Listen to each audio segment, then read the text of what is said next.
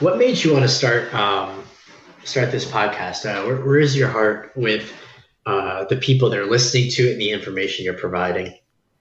Okay, so that's okay. So the reason why I started this podcast, and I'll be very frank about that, it's purely egoistical. Welcome to CoffeeIs.me podcast, where me means you, or more precisely, us. This is the show where your host, Valerian, without using any interrogation techniques, convinces coffee professionals to reveal their secrets to teach and inspire you to make better coffee and earn a few bucks on the side, if that's what you fancy. Let the show begin. Hey, welcome to Coffee Is Me podcast. We are back again. Well, this time I have an awesome guest. His name is Joseph Stazzone. I always want to pronounce it as Stazzone, which is very Italian. Welcome, Joey. Thank you so much, Valerian. I appreciate it. And Joey, just to clarify, you are from a company called Kreyol, and you guys dealing a lot with Haitian coffee, which I'm super interested to hear about, but also with other coffees, and you are focusing on direct trade, and you have also kind of like a social mission, right? That's correct. Yeah, our company is called Cafe Kreyol, and our primary focus is working in Haiti, although we work in, maybe 8 or 9 other origins as well. Well, I don't know if you heard podcasts before, but always my first question is about your first coffee, or your first memory of coffee. Do you remember your first sip of coffee? Actually, yes, I do. It was my father gave it to me, and I was probably 8 or 9 years old. In my kitchen with him. And, obviously I doctored it up with a lot of sugar and cream, but I remember the same week actually figuring out ways to bring the coffee to school with me in the morning. How did you get to the coffee? I checked out some videos, and for me they are fascinating. Your story is just insane. So tell us, go. Yeah, I mean, I'm going to go probably just a little bit further back than when I just first got into coffee, if that's okay to kind of give a bit of a backstory. Is that work for you? That's what I'm curious about, yes, because all that backstory makes sense why you do what you do, right? It does, especially I think in this situation, just because a lot of the things that were part of my previous life kind of led into this one. But, I'll kind of keep it as brief as possible. I started using drugs when I was really young. I mean, I was maybe 12 years old, and it started out with just simple things like, smoking weed or popping Percocet. But when I was 13, I got pretty heavily into cocaine and selling it. Moved into opiates rather heavily, and by high school, I was using heroin almost daily. So this just kind of progressed, and honestly, I was in and out of jail for years. Until I ended up, at the age of 20, living out in California, apprenticing on a local pot farm out there, and working with some people down in Tijuana, smuggling some tar heroin in. And at the time, we were bringing in a lot of opium as well as the heroin, and we were converting the opium to make more profit. We were also just crossbreeding weed plants up in Humboldt. So I kind of learned a lot from both of those, although I was probably misguided with most of my intentions and everything. Anyway, I ended up back over in Washington, D.C., which is where I live now. And one day my house just got raided by the police, and it was maybe my 9th time going to jail. So I wasn't personally shaken up by going to jail, nor afraid of it. But this time specifically, I decided while I was in jail, I was in there for a couple of years, so I did have quite a bit of time to think.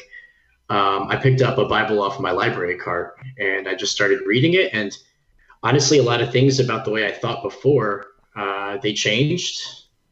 And that kind of carried with me when I got out. So fast forward 2 years, I got out of jail and said, I'm going to go to Haiti and I'm going to serve people down there. And I kind of flew down to Haiti. And that's kind of where the coffee picks up. So I didn't quite know what I was getting into at first, but I went down there just to serve people. And honestly, I was a little bit disappointed with the trip I went on. We didn't do very much. We painted some walls, and the people there have like no access to clean water. They have no food. And this one day in the market, Valerian, there's this woman nearby, and she was selling shoes. And my team dumped out pairs of shoes for all the people to take for free because, people in Haiti need our old shoes. And, she started crying, and I went and talked to her and realized that we just gave everyone from her town a free pair of shoes while she was trying to sell them. And she had a bank loan out where she bought used shoes that she was selling for rather cheap there anyway. And now what was she going to do? She has to go somewhere else to sell them. And she said, "You're not helping." And I came home and I was really shaken up by that. So I bought a plane ticket back on my own, and I got a motorcycle there, and I just started riding through the mountains, finding coffee farmers. And I said, I'm going to find coffee farmers, and I'm going to employ them. And, I didn't quite know if I was going to succeed or not, or how it was going to work, but it ended up, snowballing from there. That's a fascinating story, and I hear it maybe fourth time because I checked out your videos and articles, and I always love it. I mean, out of personal curiosity, when you picked up the Bible, do you remember what was maybe the first thought or you read that kind of initiated you for the change? Yeah, that's a great question. Honestly, when I first started reading it, I had no idea what I was reading because a lot of it just, if you don't have some back knowledge, it's just like, it can be a lot of jumbled information, right? And then I was in my cell reading, and a deputy came by and said, "You need to move forward a little bit and go to Matthew, Mark, Luke, and John, and go forward from there." So I read those, and those were really important. I learned about Jesus. I learned about what he taught, how he cared for us, and what he wanted us to do. But then when I got to Romans, there was this book to the New Testament after that.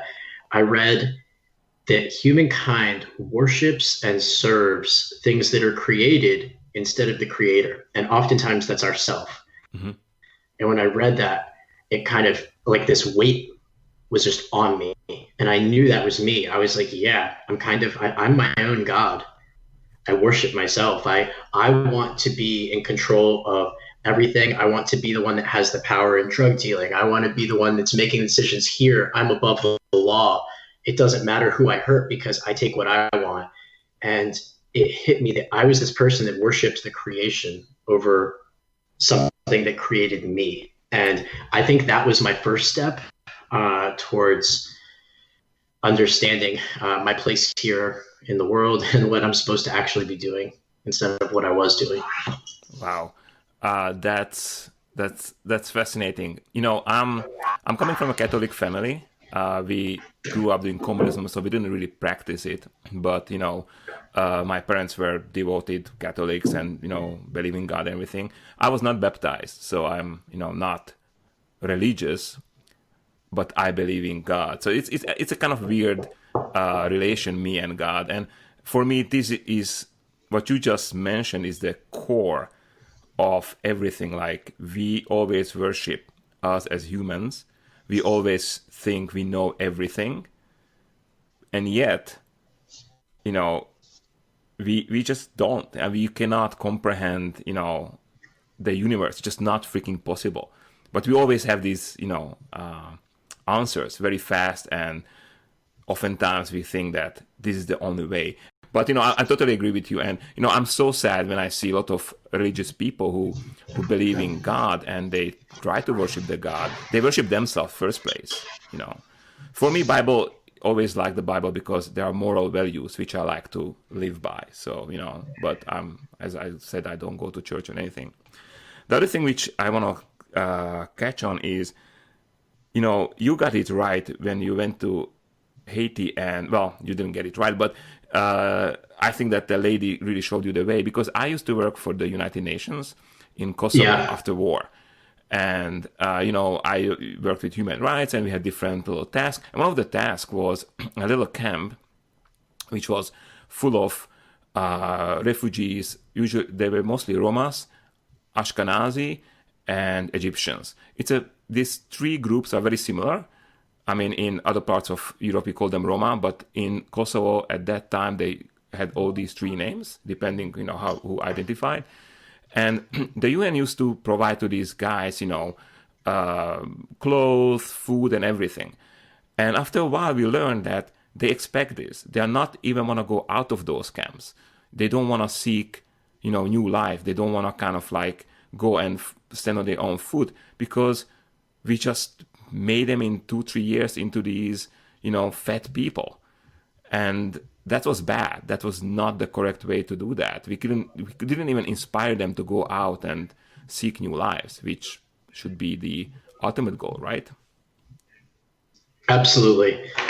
And in essence, a lot of times by providing certain things that doesn't allow the person to seek that life for themselves, we could actually be taking more life away from them and others. I can give you an example, and this is a common one I use all the time, but it's because I see it all the time, is people importing things to Haiti that they're growing there to feed people. Like FDA just a couple of years ago started importing a ton of excess peanuts that we have in the United States because we subsidize them to Haiti to feed people, because at least we can make use of them and then get paid for the donation, right? Well, Haiti, one of the last things that they're still growing is peanuts. So we're going to sit there and take that away from these people that are trying to grow and sell peanuts by importing a ton of our excess stuff that we're subsidizing with tax dollars down there. And what's going to happen is the unemployment goes up more and more every time. Thankfully, they caught a lot of flack for that, because people have done it over and over again with rice and chicken and other things. And they actually went back on their decision to bring them into Haiti a couple of years ago. But the unemployment level is over 65% there now because of things like this. So there's a lot more side effects than just taking away someone's responsibility to grow themselves, because you might also be taking away people's livelihoods too. Wow. So tell me a little bit more about Haitian coffee. The first time I tried Haitian coffee was in, I think, 2003, 2004, and that was last time. I remember that they used to market by X's. So there was a triple X, 5X, or whatever, and we got the 5X, the best, and I have to say it was pretty bad. So what's the situation today with coffee farming, with quality? Which way is it going? I appreciate you bringing that up, actually. Yeah, so I mean, when we first got to Haiti, I think everything we were cupping was scoring for us below 80. It doesn't matter where you want to put it there. I would call it fine commercial, though. Okay, I wouldn't call it like super defective, but I'd say the majority of things were between 75 to 79. Currently, here in 2020, when you buy coffee from Haiti, you could be getting really nice, mid to possibly upper 80s scoring coffee, or you might be getting that 75, and it really depends on where you get it from and the uniformity of whether it's a co-op or an importer, and how much involvement they have on the ground, because the quality control in Haiti has been an uphill battle. You have a lot of very small producers that are contributing to co-ops. And when you do that, the cooperative has to be very well organized during the fermentation process and the, just washing or drying in general, in order to maintain that uniformity. So that's what we really focus on in Haiti, or personally myself as well. I'm very much more into the fermentations and the processing side, because I think that that's the key to the coffee there. The qualities you're going to see from Haitian coffee are smooth, low acid, sweet, creamy. For a light roast, we get a lot of buttery notes with like a little bit of toasted almond. Mm-hmm. At more of a medium or a dark, you get your like heavy, nutty, smoky, but very low in acidity and smooth kind of flavors and notes out of there. I don't think you're going to see Haitian coffees score 90 points, and I think that's okay. I mean, coming from someone who's a licensed grader, I think the scale is biased towards certain coffees over other ones. And I have a lot of people I know that prefer a Caribbean profile that's smooth, creamy, sweet over a really bright Kenya that might score a 91 because there's a lot of acidity in it. But a Haitian coffee might be an 86, and most people might actually prefer that 86-point coffee. I think it's very important to divide the score we give as a Q graders to a coffee. That's super important, and what people prefer. I think I told this story before. I'm sure I did, because we were shocked. I work with Unleashed Coffee, which is a Brazilian, super nice, clean, but very basic. Chocolate, nuts, full body, low acidity, and we did a San Francisco Coffee Festival where we were pouring, we did a small competition, like, we wanted to just make people see that there's difference between coffees, and we are talking about, Coffee Fest visitors, which are normal people, like, maybe a little enthusiasts, but this is not a SCA event. This is basically regular people who like coffee, come and check out, the coffee scene. So we picked a geisha from Willem Booth's farm. I think it was Panamanian geisha. And then we had the Brazilian. Just they really see the difference. You know what I mean? So we wanted to make two very, very, very different coffees. And so we asked them, what do you think about these coffees? Which one do you like better? And which one do you think is more expensive? And I would say like 80% people pick the Brazilian as they like it better. And I was like, what? That was not our intention at all. It was not even a competition. But for me, it was a big learning experience that, regular people, do not care about, the scores, SCA scores, So I think that even Haitian coffee, if it's clean, it gets up to 80s and a little bit higher, has its place, in the world for sure. And I'm glad to hear that, there's improvement, because what I had, man, it was wretched. It was not, can you score coffee lower than 70? It's very hard. And I was not scoring at that time, but we didn't sell it. I mean, we sold everything I could, at that time we were buying like Honduras SH, and stuff like that. Sorry, HG. So, very basic coffees, but that Haitian was, oof. I still remember it was very bad.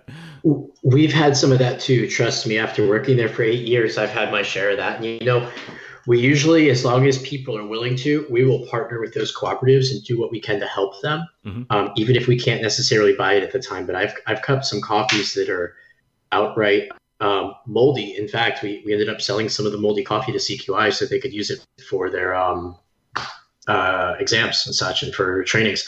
Awesome. We sold some to some labs up in Vermont. Yeah, I figured, how can I make use of this coffee for these people? And it wasn't very much, but at least we could start getting rid of some, right?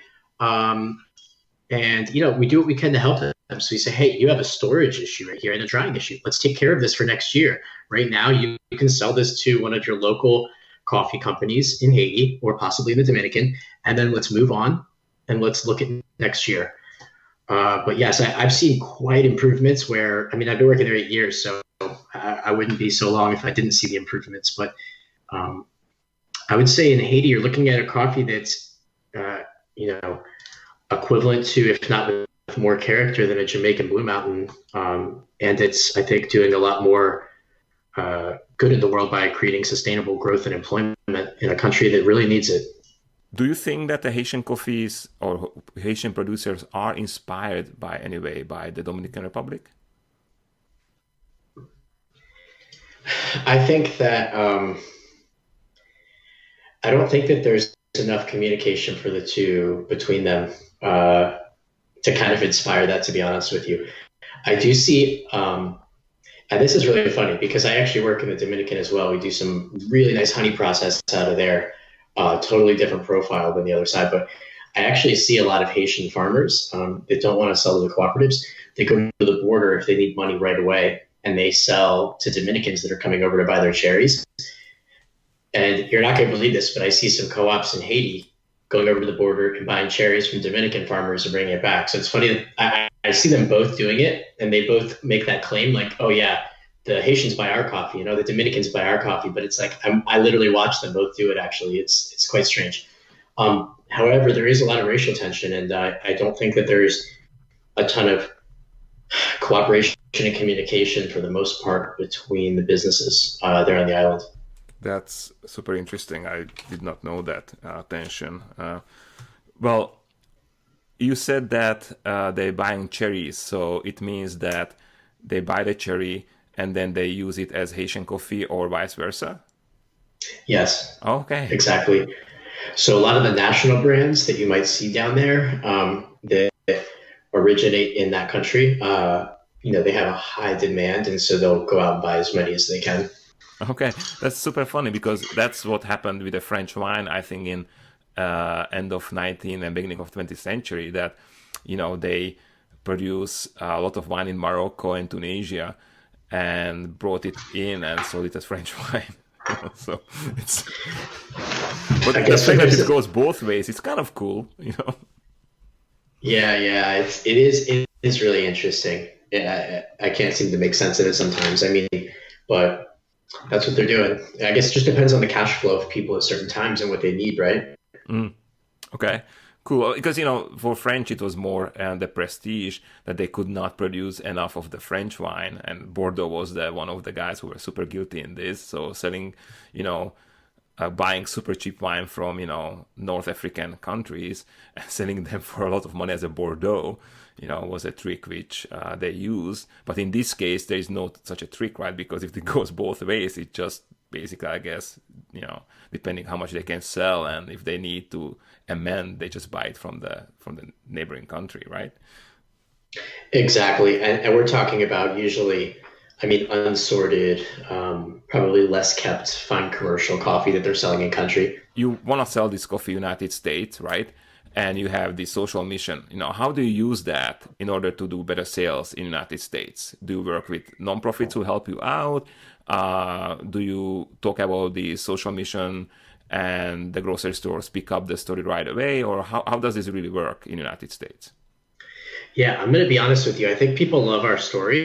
I don't think that ever pushes people to buy our product, or I think it's a nice add-on for them. But the way that I view it, and this is how I've seen it before, is that most people will not spend $15 on a bag of coffee unless they like the coffee. I mean, it's nice that we're doing good things for people, but they want to buy a nice bag of coffee for, 10, 15, $20, whatever they're spending.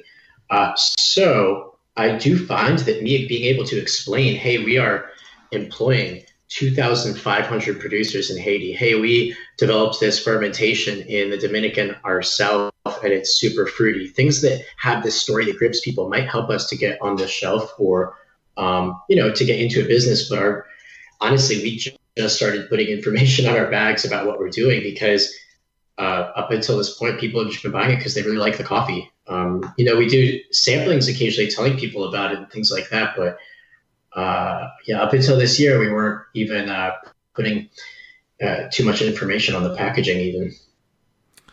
Wow. I guess that's information which is super important to hear for everyone, because that's our experience with Unleash Coffee.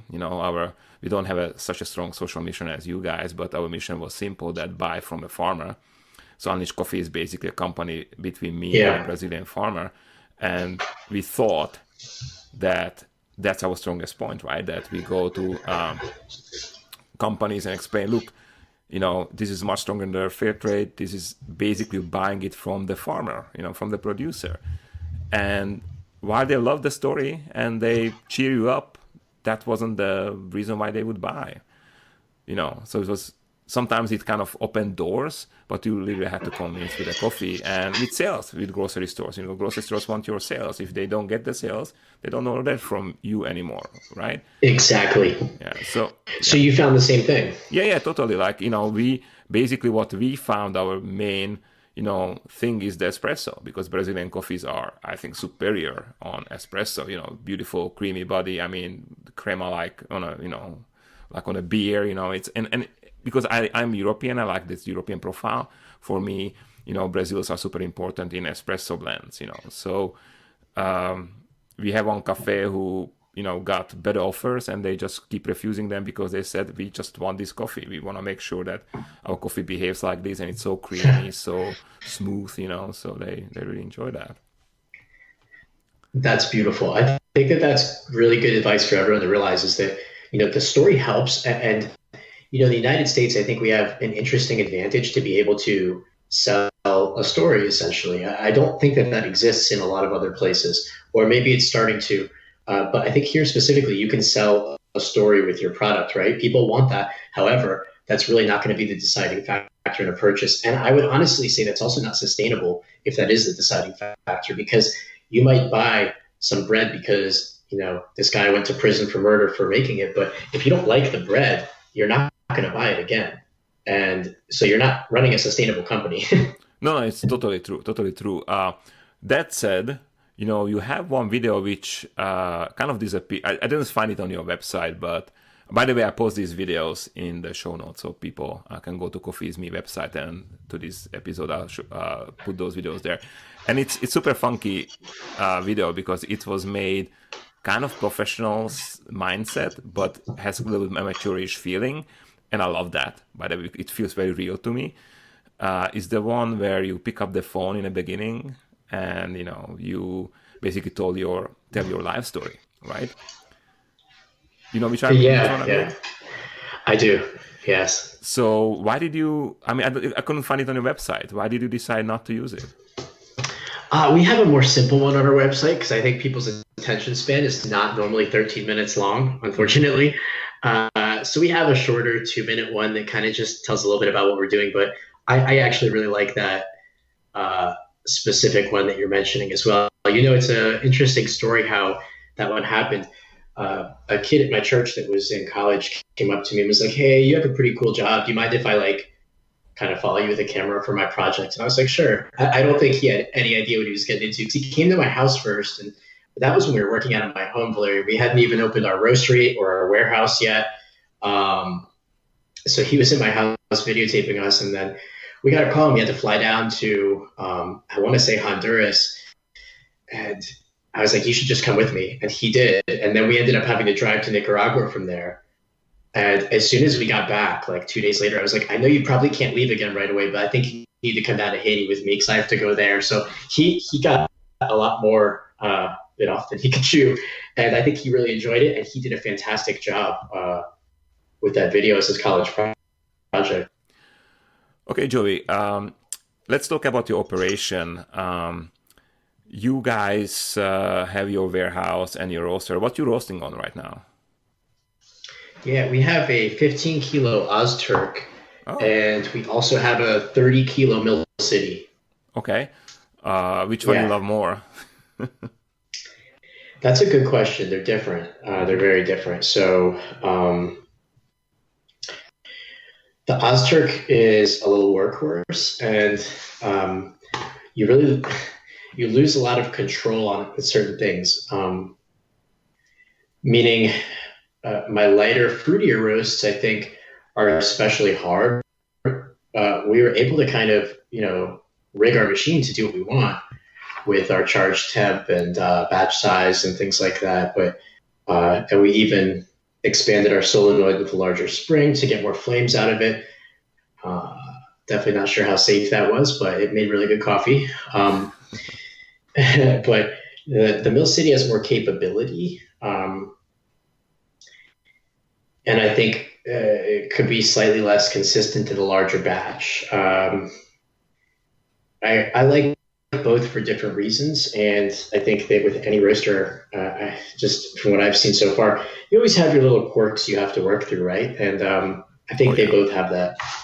Yeah, I do enjoy the capability on my Mill City a lot, though. I like being able to really make that graph kind of turn a corner on a dime, Mm-hmm. You guys roasted on other roasters too, correct? Because I seen your Instagram and I seen some lowering there in the background. Was it you guys, or were you just visiting somebody? We were just visiting at one point, but I have been on a Joper before too. Okay, that's a Joper is a Portuguese Probat copy, right? It is, yeah. So exactly. How did you enjoy that one? So, okay, here's a question. So why didn't you go with, because these roasters which you mentioned, the Ozturk, which is a Turkish roaster, and Mill City, which is Chinese roaster remanufactured into better specs, I guess, in United States, as far as I understand. These are all budget roasters. Why you didn't go with something like a Probat, Jopper, or Gießen, or Loring? Yeah, great question. I think the air roasters were just a little bit out of the question for us. Not that there's anything wrong with them. That's not our style. So we were direct flame on the drum for sure. So that leaves lowering out. Okay. Yeah, that leaves that one out. I found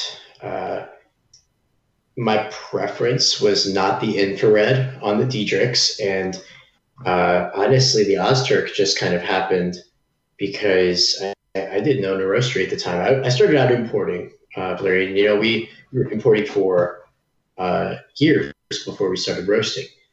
Well, a roaster down the street from me was going out of business actually right around, my third or fourth year in business. And I was looking at buying a roaster at the time, and he had an Ozturk already installed. So that kind of happened by default. I just fell into that.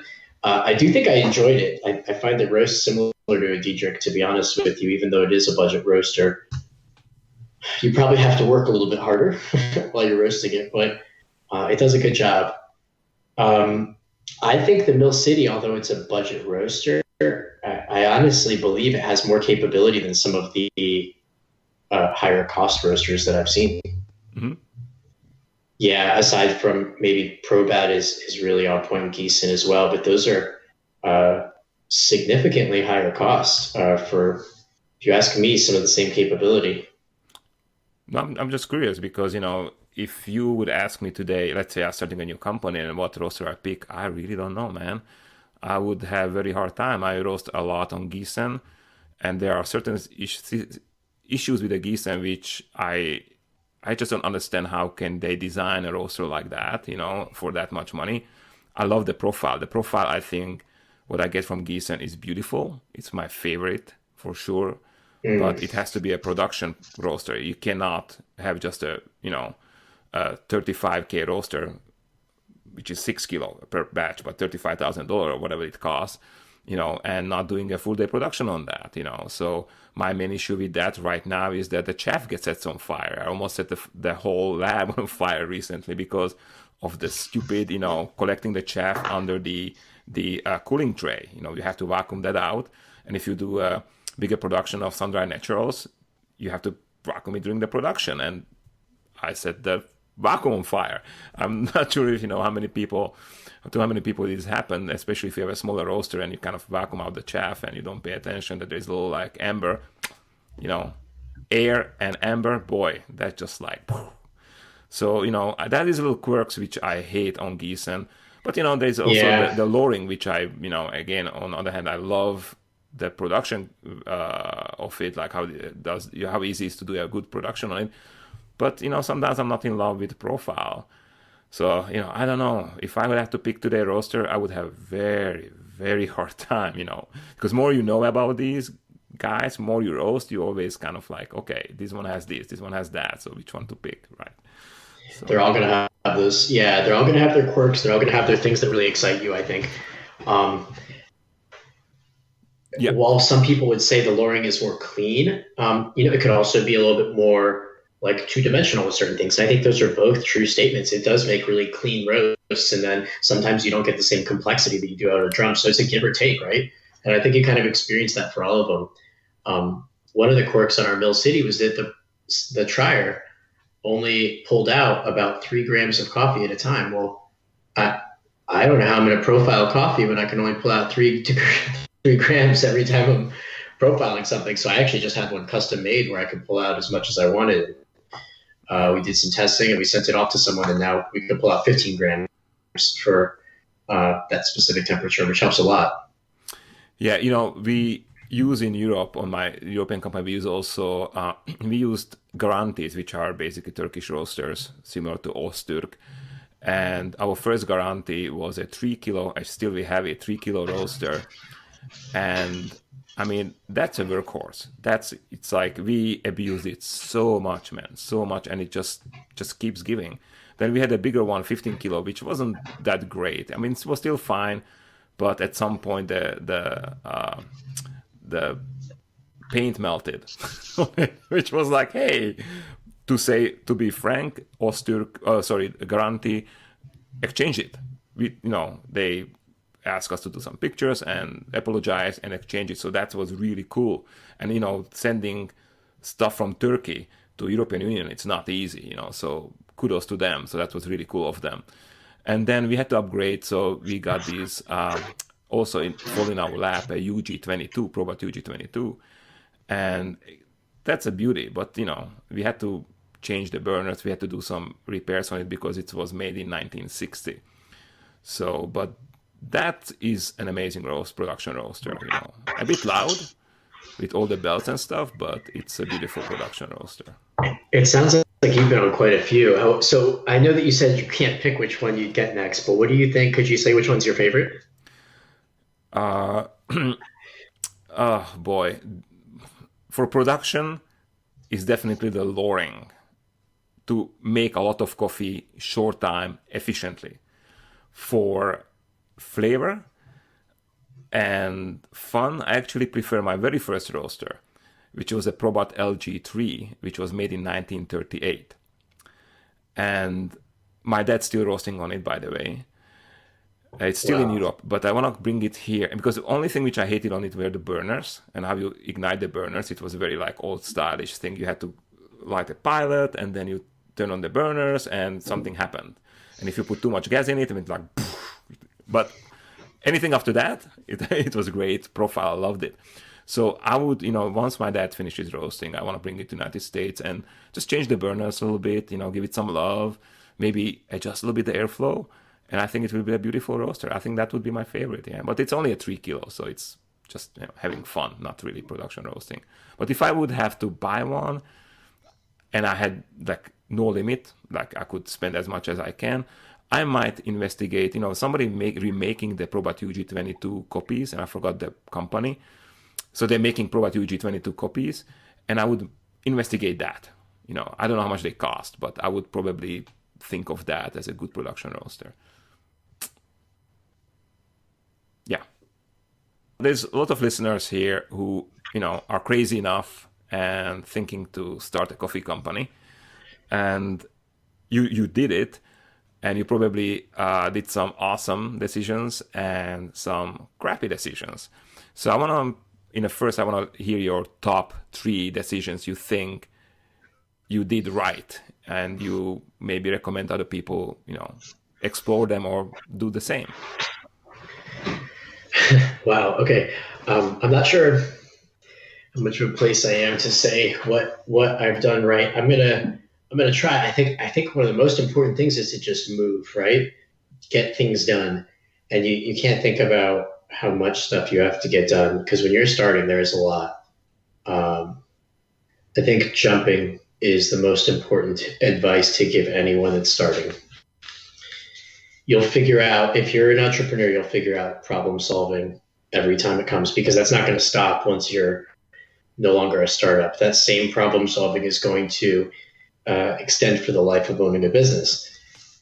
So you start, and then nothing will work the way you want it to, and you're going to have to fix that. And that's the best thing I could say that we did and still do, I think, today.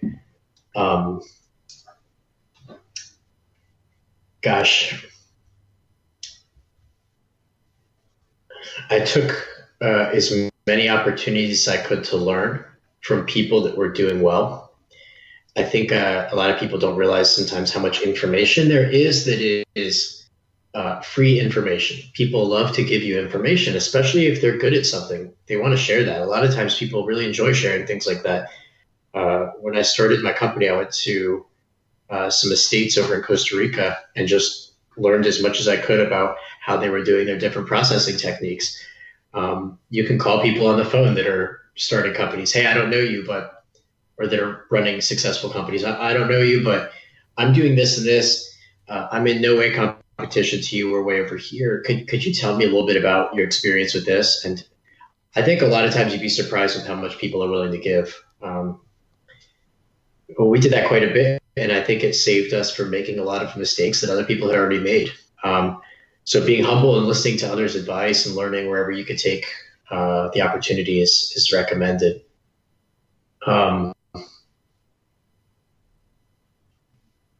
Yeah, I think I don't know if I can think of a third one for you. That's okay. I can tell you. That's cool. It just it can be 3, it can be 10, it can be 1 very strong one. So that's cool. So do you remember your X amount of biggest mistakes you did, and people should be just aware of them or careful about that. Yeah, if you're importing, cash against documents is good and everything, which is a method of bringing things in where you don't wire the money until the coffee's at your port. At least you guaranteed the product arrives. But I think 7 years ago we had some huge losses because people sent containers of coffee here that wasn't the same coffee, and it wasn't even feasible for us to sell. Obviously, we didn't partner with those people again, but my recommendation is start small with people. People who you can trust with smaller things, you can usually trust with larger things. And there's no need to rush when there's a lot of money on the line unless you really want to. But for me, I've learned when I'm picking up a new supplier overseas, I will, maybe buy 40 sacks off of them, 30 sacks. And yeah, my shipping costs a lot and it's not very efficient. But I found that the people who are going to rob you will rob you when they're only doing 20 sacks. They don't have the long-term vision to rob you when you're coming in and buying 600 sacks. They're not going to wait. So, you can get out of the way early and you realize you can trust and then be as involved as you'd like to bring in from them next year and the year after and hopefully grow that. I think I have a bit of advice that, Larry, you can correct me if it doesn't fit here, but this doesn't necessarily pertain to just success of starting a business, but direct trade is so big right now. I just feel compelled to say something about it. A lot of people are moving towards this, like, oh, I carry one coffee that's direct trade, or I carry 3 now, or I carry all my coffees direct trade. And I think I have a problem with the fact that nobody really says what that means.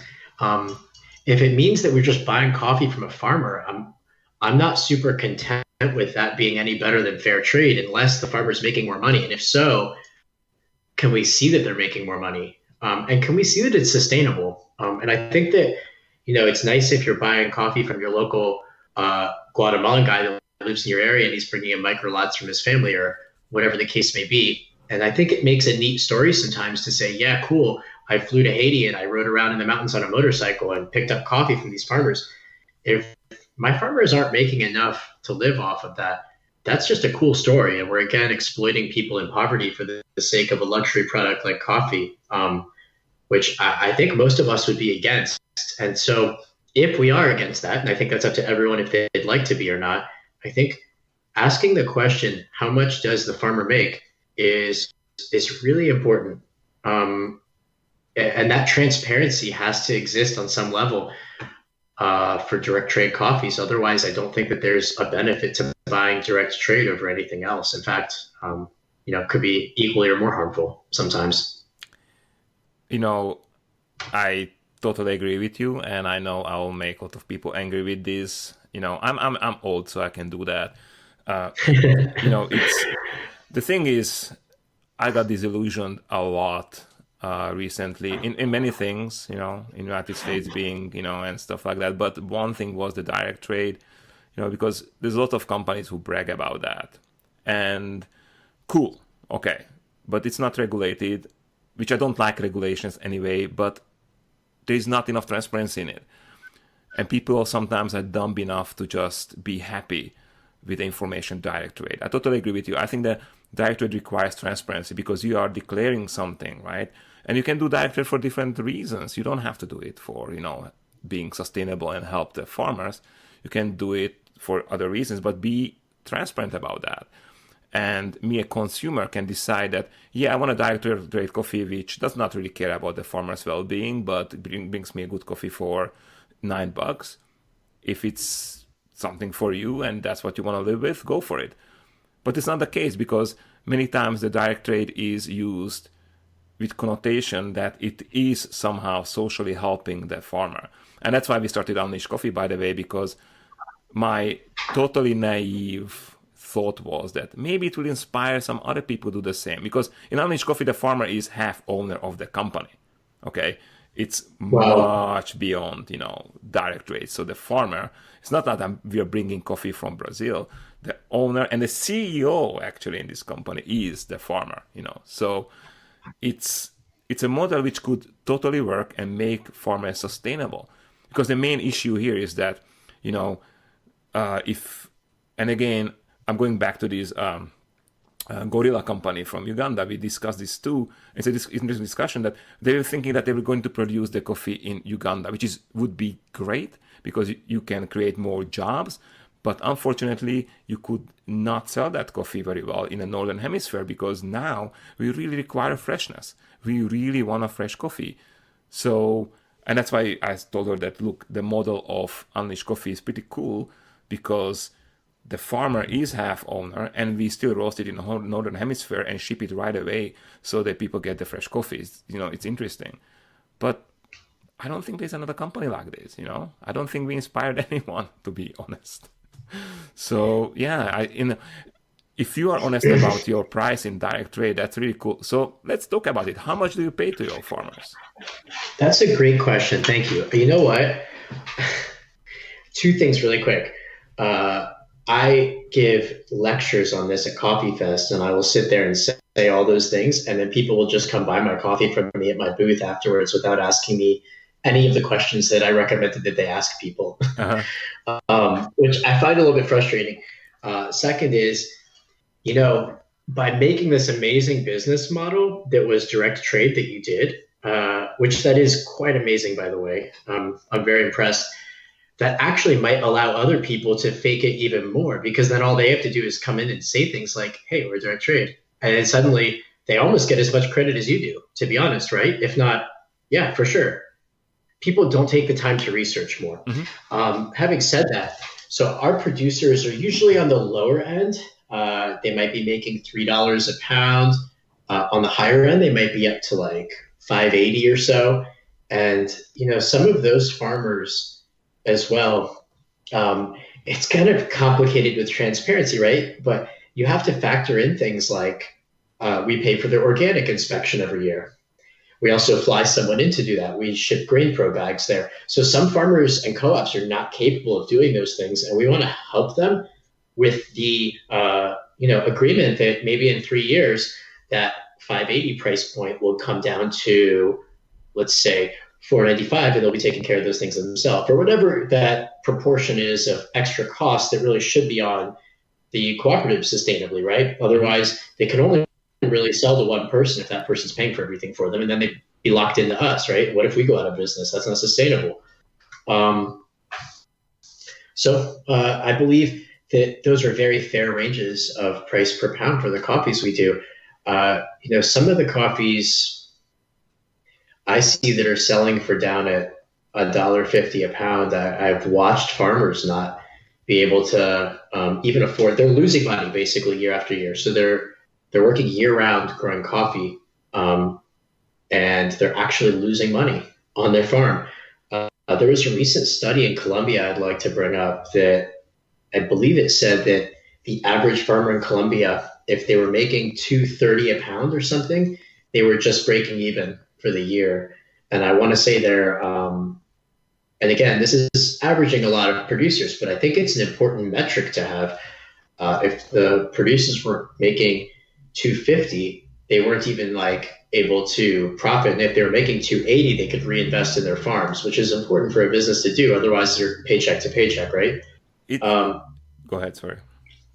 No, yeah, I thought that was a really interesting study, and I thought that it's important for us to know that's the case. Those are real numbers. Those are real people. Yeah, it's not only that you want to reinvest in your farm, you want to make a decent living. I mean, farming is a super hard job.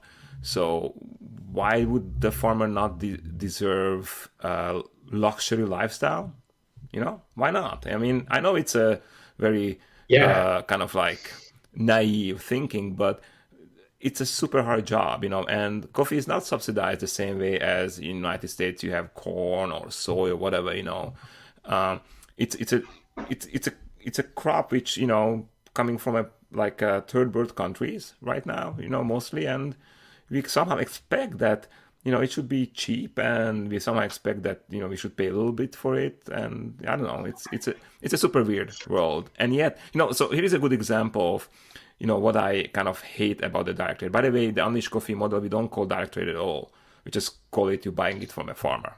That's it, because that's what you do. You're buying it from the farmer. We register our coffees on a website. It's called transparenttradecoffee.org. It was done by a couple of academics at Emory University. Peter Roberts is spearheading it, and basically they explain either farm gate or FOB price for roasters that want to register and want to be transparent about their coffees. Then they also proportionally do a return to origin percentage, which is kind of what you're saying is the farmer should share on some level in that price. And that's what Peter Roberts would say too is, and I agree with him completely, if French wine was being sold for $50, that vineyard is making a good amount of money. They're not getting paid pennies for that bottle, right? Right. But the farmer in that industry, which is actually quite similar to coffee, is very well respected that they would come up with and process something like that. And, it's a little bit more complex as coffee has roasters as well that have to develop a profile. And sometimes there's fermentations and processing centers that do a lot of the work too. But everyone in the chain should be respected the same way. And so transparenttradecoffee.org will show the percentage of return to origin, which I think is really important. It's important that that's not a, 2%. I mean, if the farmer makes $3 a pound, that matters a lot less if you're selling the coffee here for $60, right? Because that $3 isn't very much anymore, right? But if that's a $12.99 or $14.99 bag, that $3 or $3.50 might be quite a bit. Yeah, I wanted to go back to the direct trade as a term, and there's no real definition to it, how much you should pay, or no rules or regulation. It all just means that you go and buy the coffee directly from the farmer, right? So the similar certificate which kind of makes me angry is organic. And I'm leaving fair trade out right now because I don't want to talk about it, but the organic, which supposed to kind of give you like a security of buying a healthy product, right? And I'm going to the wine world now a little bit, and it's super interesting that in wine, or actually in everything, organic certificate or organic in 70s and 80s meant totally different what we have now. Because as soon as something becomes popular, people hop on it, and big corporations hop on it, and then they start to bend the rules, and they start to add to the rules. And suddenly, a 70s, 80s organic movement becomes just a product like any else, any other, just a little bit less chemicals, a little bit less of that. A good example of this would be Californian wine, and boy, I hope no wine makers are listening to this. Like, I get always when somebody tells me that, and when you ask a California wine grower, or grape grower, hey man, how do you grow your grapes? So there's few answers. You can say conventionally. That's actually, for me, the favorite, because I know that he sprays, I know he uses herbicides, I know exactly what's happening there. And there's the term called sustainably. And you go what the F that means? Oh, that all that it means, just is that they don't use herbicides. And everything else is up to, whatever. And there's organic, which means they own organic certificate. Which again, organic certificate means that you have to, do some organic farming. You can use chemicals, certain chemicals, which I would never use in my, vineyard, but you can use them. There's a timing where how can you use them, and they're still marked as organic. And now if you go towards, let's say, to winemaking, fermentation and stuff, there's so much complexity in it. So all these terms mean really nothing, You really have to, like a consumer, you really have to go to the core level and ask basic questions. Like I ask you, okay, for me, it's important that you pay your farmers, right? I have to ask you how much you paid for your farmers. If you say to me that, I sell organic coffee, I have to ask you, okay, what chemicals do you use? And obviously you have to be knowledgeable about these chemicals, because some chemicals are not that harmful, and some chemicals you just don't want to even touch. Good example, Roundup, right? The weed killers. So then a consumer has to be so freaking knowledgeable about everything in order to make a decision. It's super hard. So as you can see, I'm already getting frustrated about the whole system, And yeah, all these certificates and names just really can mean nothing. You really have to go and ask how it's made, right? They do mean nothing a lot of the time, unfortunately. I think that the certificates, I honestly believe that they're made with good intentions, and then people Right. use them to manipulate buyers into getting a feeling without having to do research, and then consumers will be unknowingly supporting products that they actually disagree with. A couple examples are, like you said, organic, which while there's no unnatural chemicals being put into the land, for example, right, or the plant, that doesn't mean you're not cutting everything down and growing coffee, for example, with complete disregard for the land, where the soil is going to be deteriorated, and then in 5 years you actually do have to start putting chemicals in it because you've completely demolished everything for the sake of growing the coffee. So some organic products like that might be quite on the path to destroying the land where it does need chemicals, and then it can no longer be organic. Or Rainforest Alliance, which allows people to become certified for the first couple of years without actually having all of their things taken care of. So that allows a buyer like me to just have someone start the process. I'm buying Rainforest Alliance certified coffee, and then next year I can get it from someone else, and next year from someone else, and I never actually have to be doing anything that I'm supposed to, right?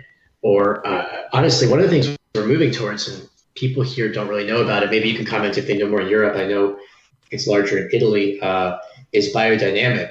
So we've been working more with regenerative farming, where you respect the soil and you do different things, including biodiversity and basically putting different funguses in the soil that regenerate it. And it's a whole idea of like organic being the baseline. There's no chemicals, but that's a really low minimum already.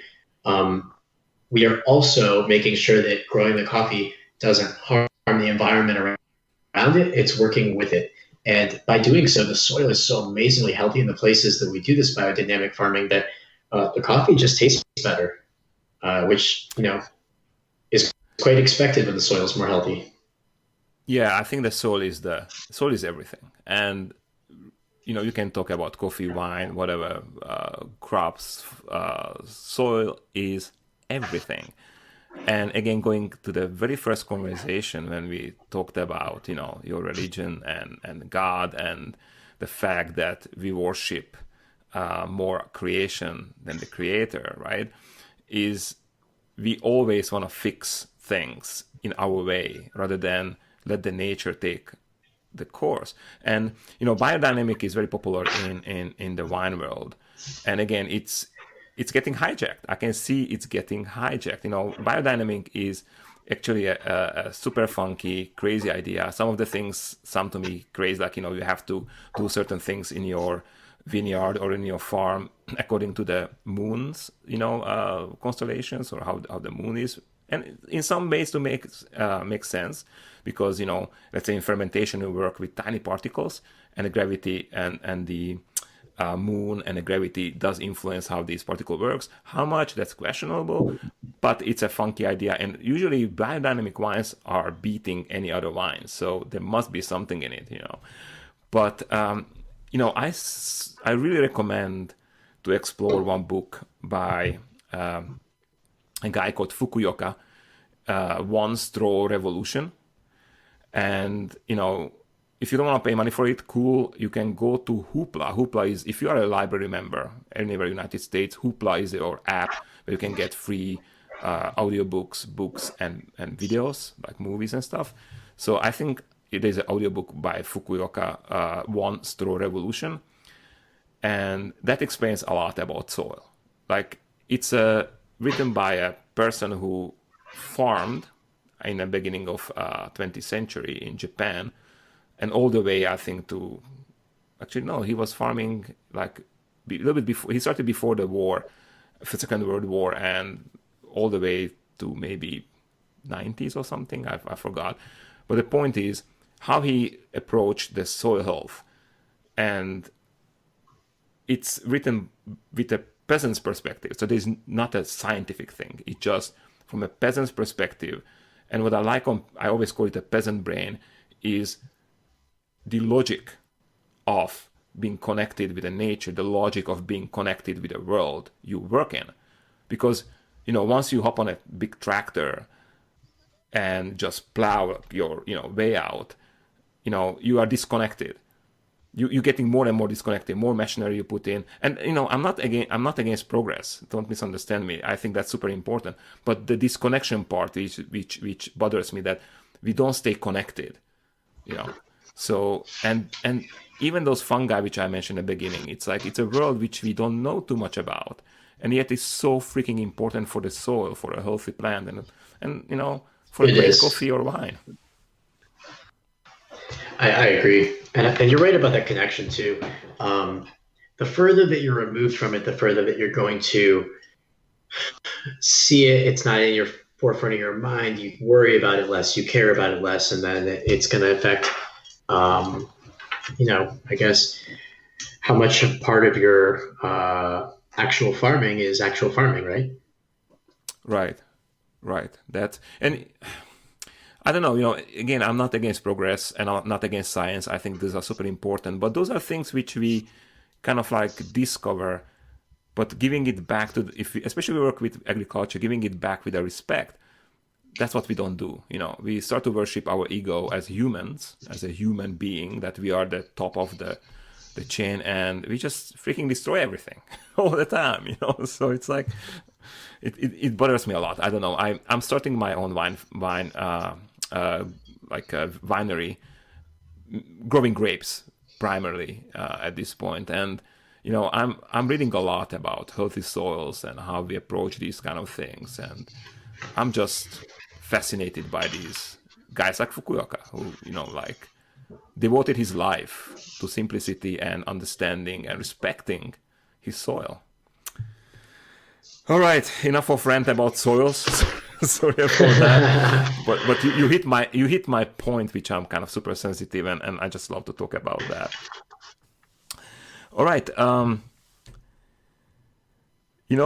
love to ask this question, and I think people love the answers to it. If you wouldn't have your company today, and I would give you $10,000 and tell you, hey, Joey, start something awesome in the coffee industry, which way would you go?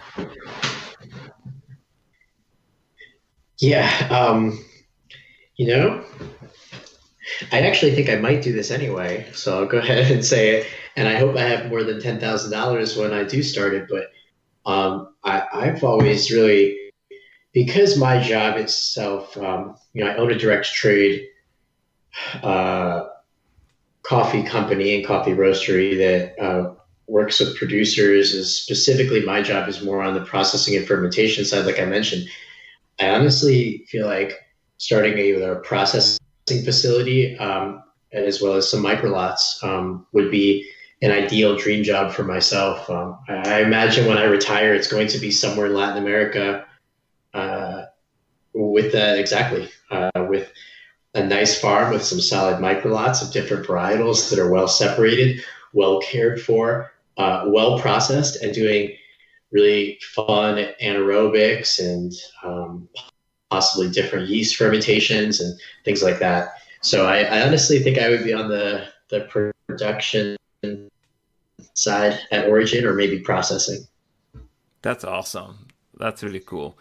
I don't know, maybe $10,000 can make it happen or not, but maybe. I mean, I can imagine that the lands in Central America are pretty cheap, so